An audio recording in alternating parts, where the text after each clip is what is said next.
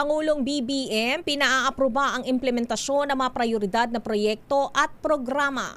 Idatal mong balitang yan, RH14, Leth Narciso. Miss Leth. Kaya nagtulong ang ilang ahensya ng gobyerno sa Malacanang para i-assess ang implementasyon ng mga proyekto at programa ng administrasyon.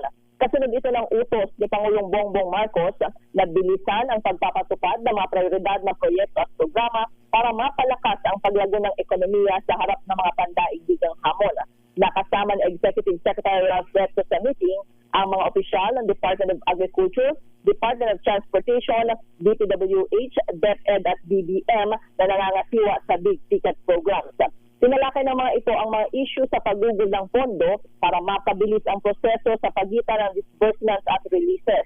Nabatid na sa ngayon ay umaabot na sa 1.2 trillion pesos ang naipalabas na alokasyon, kaya naman umaasa ang ehekutibo na mararamdaman ito ng publiko sa lalong madaling panahon.